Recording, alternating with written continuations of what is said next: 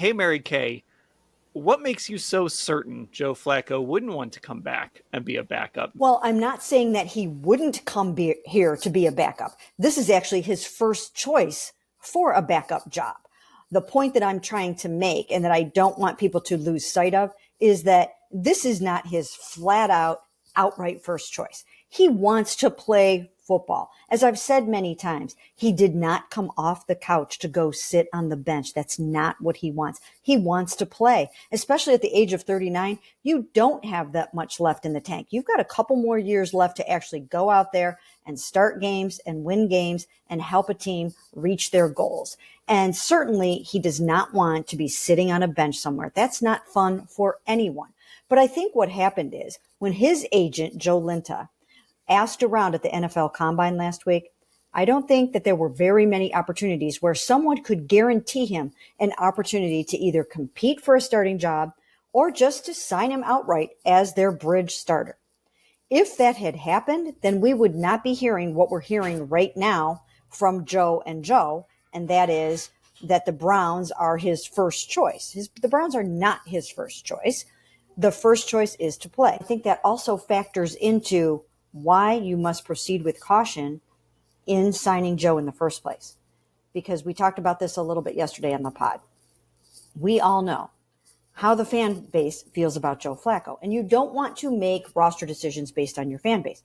But there are some unique situations in which it can be so overwhelming and so overarching that it can impact the performance of your existing starting quarterback. I've seen it happen before. I've seen it happen numerous times in my career here.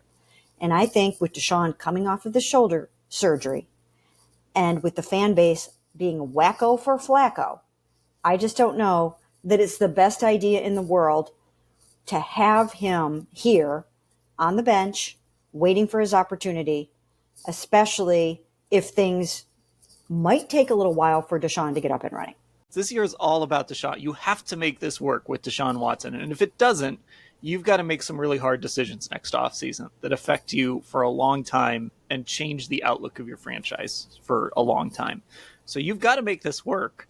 And let's be honest, it's not like 100% of the Browns fan base is in love with Deshaun Watson. It was a controversial move when they brought him in.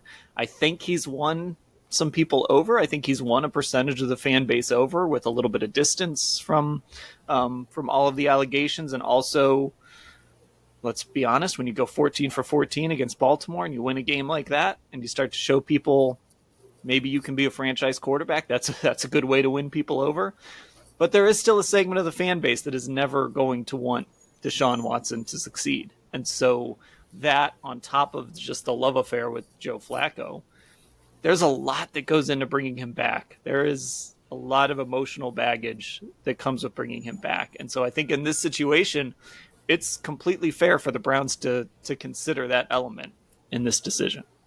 Absolutely, 100%. And when you think about it, Deshaun Watson is already going to be overcoming a shoulder surgery, which comes with it its own set of psychological implications. You've got to get your confidence back. You have to feel that you can let it rip. You have to know that you are the quarterback that you were before and the one that this team traded for and spent so much money on. So he will have all of that going on in his mind. And I think he's mentally tough. You really can't get to this point or win a national championship in college at Clemson over Alabama if you're not a mentally tough player. But these guys are also human. And so on top of coming back from this injury, I don't know if he should also be saddled with a fan base that is in love with Joe Flacco. And everywhere I go, all over the community, that's all anybody wants to talk about is Joe coming back. And if he does, people don't want him to come back just to help Deshaun and mentor Deshaun. That's not what they're talking about. This fan base, in many cases, wants Joe to play football. Everybody saw what happened the night they clinched against the Jets and what a magical night that was, and the kids and just everything that has gone on with him. I think it would be hard to put that toothpaste back in the tube. I think it would be very, very difficult. But having said that, I don't think it's necessarily a 100% deal breaker, but I think they have to give it long and serious thought.